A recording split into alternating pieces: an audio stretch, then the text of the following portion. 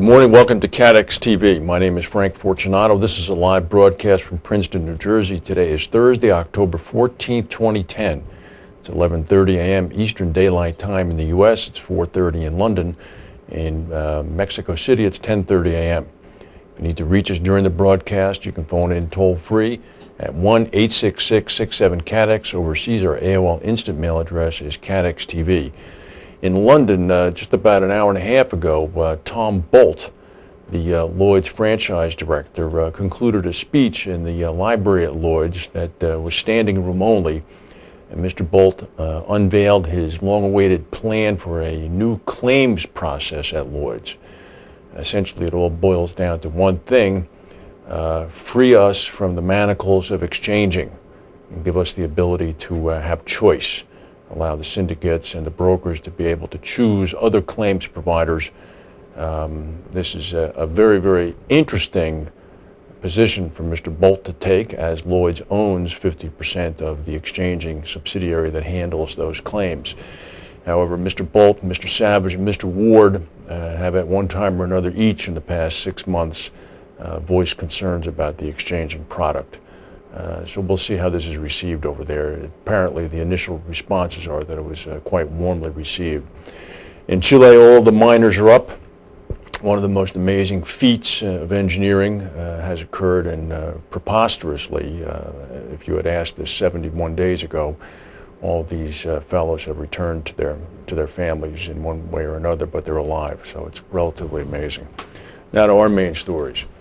Everest Re has estimated that it will face a $75 million catastrophe hit for Q3 2010, mainly coming from the Calgary hailstorm and the New Zealand quake.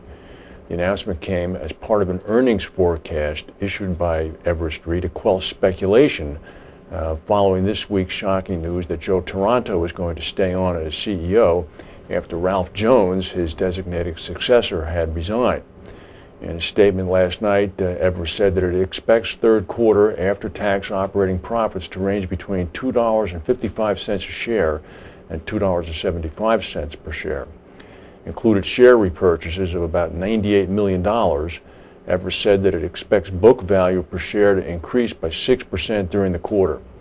Taranto said, "We felt it was incumbent upon us to pre-announce our best estimate of earnings in light of the speculation that followed Monday's announcement." There had been no move by any of the ratings agencies on Everest. It's as solid as a rock. Aon made some news. The world's biggest insurance broker plans to cut 1,500 to 1,800 jobs globally as it integrates businesses after its acquisition of the consulting firm Hewitt Associates.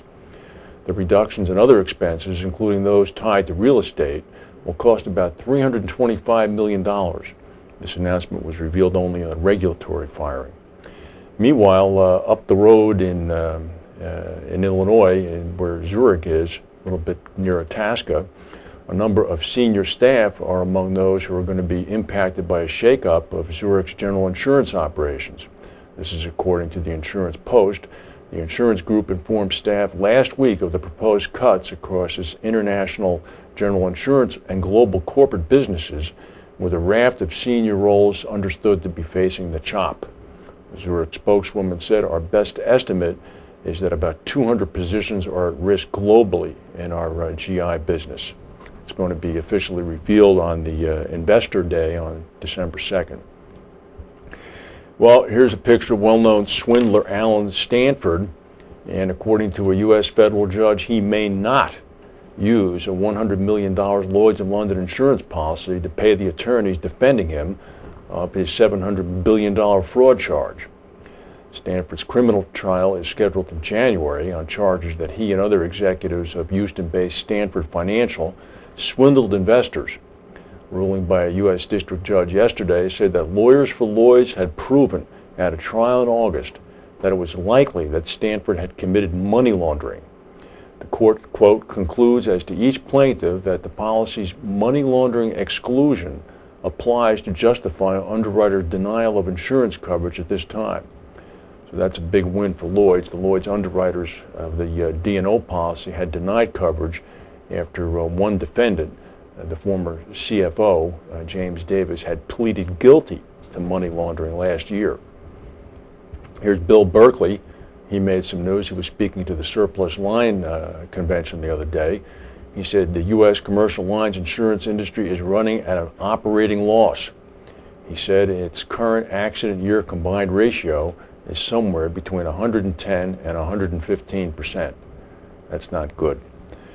In London, Michael Silcock is going to leave his role as head of global professions at Aon in London and will join Jardine Lloyd Thompson.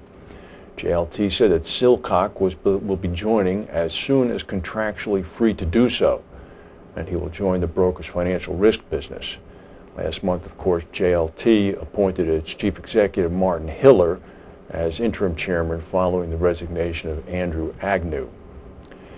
And in London, Andrew Beasley has passed away at the age of 57 following a 2-year battle with cancer.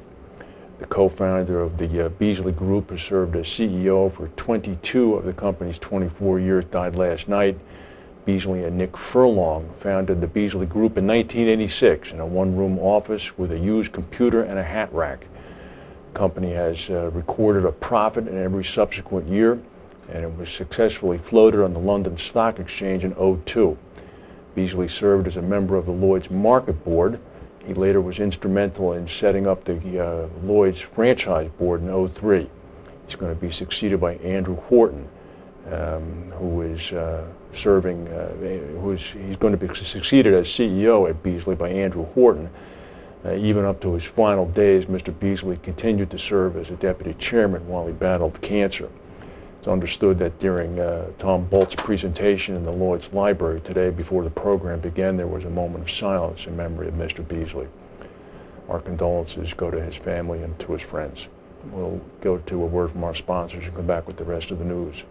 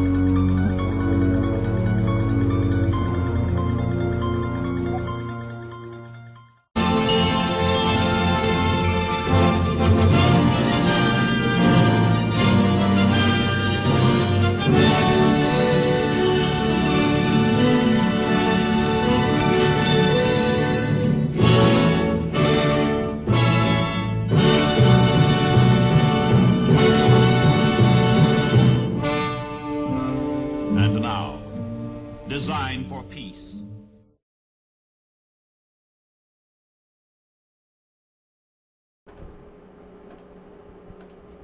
Hungary has announced that the aluminum plant behind the toxic sludge spill that's now killed 9 people has been cleared to start production again.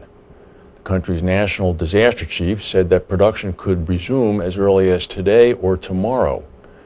According to the government, we've already switched on the industrial heating. As soon as the system has reached its operational temperature level, we can resume.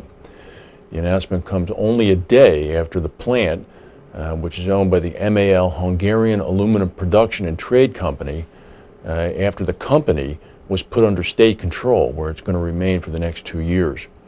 The government is going to freeze the assets of MAL and install its own representative at the head of the company, who will then be responsible for resolving the current catastrophe.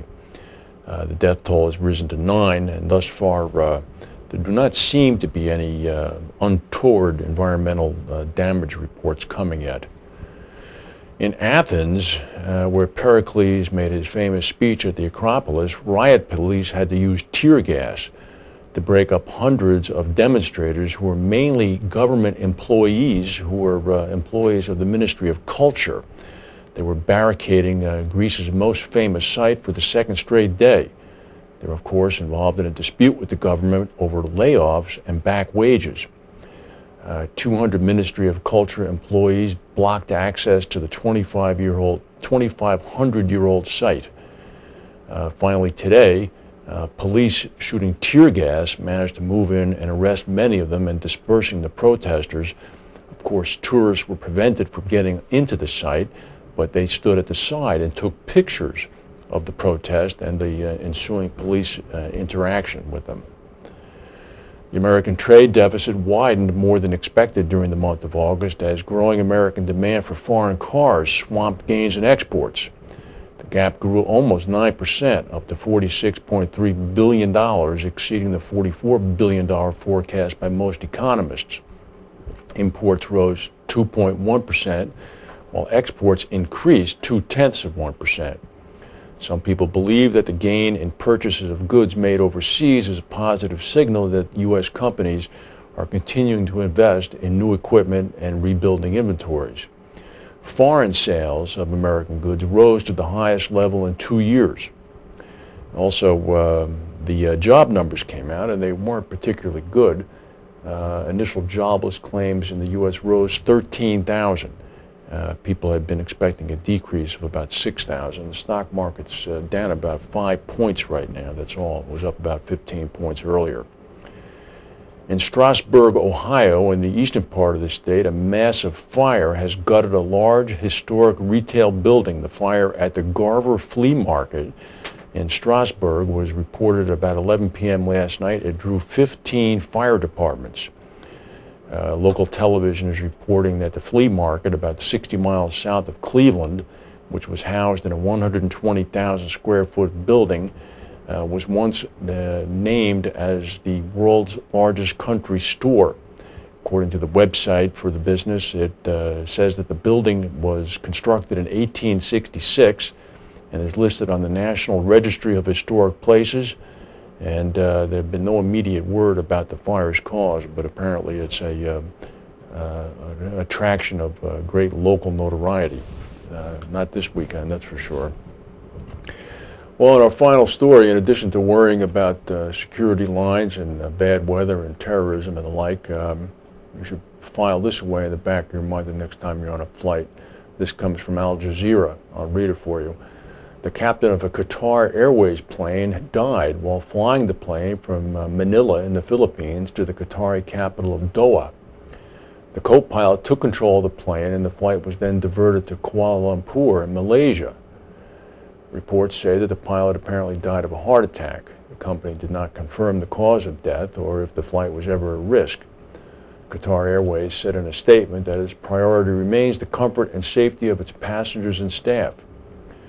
This is not that unusual. The British Civil Aviation Authority reported 32 occasions in 2009 when pilots were incapacitated during a flight. In 2008, the British Authority reported 39 pilot incapacitations. Usually they're for a wide variety of reasons, including food poisoning, nausea, and fainting. In this instance, unfortunately, it was worse than that, and the pilot was more than incapacitated. He died.